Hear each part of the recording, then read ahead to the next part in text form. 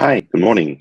This is Dr. Kim. I'm a functional nomad physician, and today I want to talk about ketosis and the journey that I've gone through using ketosis. And I think ketosis today is much better known phenomena than about, let's say, 10 years ago. But there are people who have been doing ketosis for a long time, more than a decade.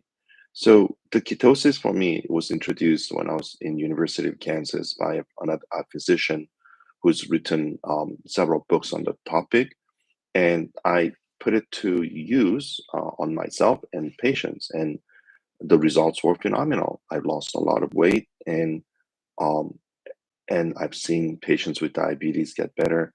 And really, I should have continued with that, but I didn't.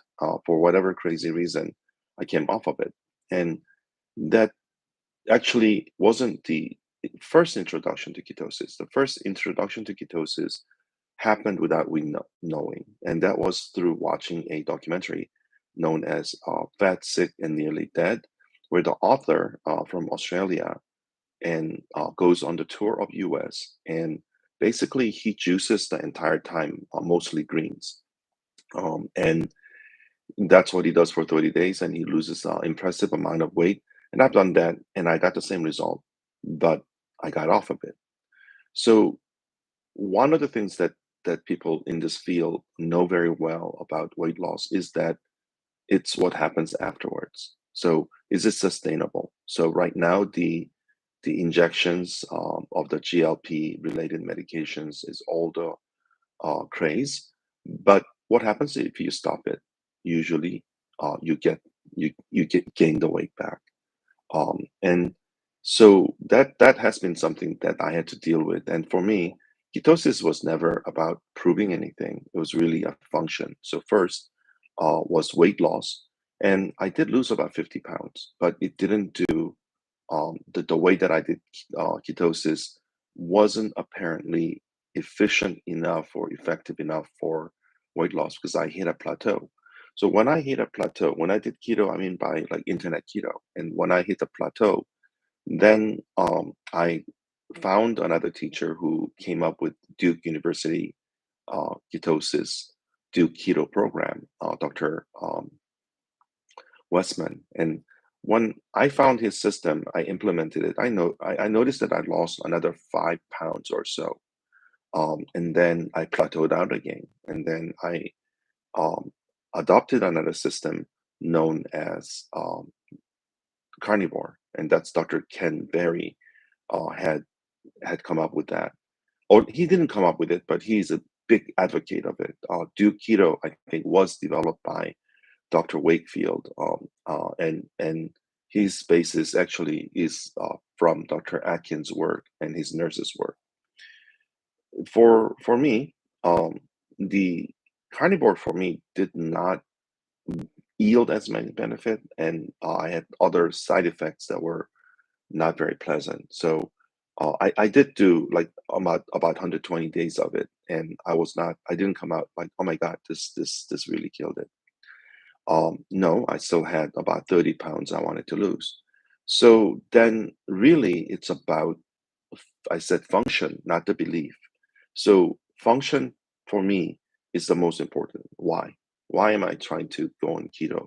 So I have two reasons. Number one is uh, weight issue.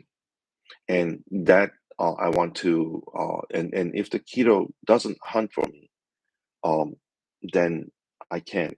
I have to find a better way. So when I found that I was faithful to keto, to strict keto, and my balance, the best I can do is about 2 or 3 pounds. Well, that's not, I wanted to go lower.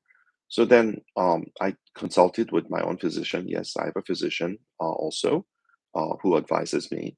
And he thought that do keto may overemphasize on protein, and there may be individuals like me who may be really good at turning protein into sugar and then sugar into fat.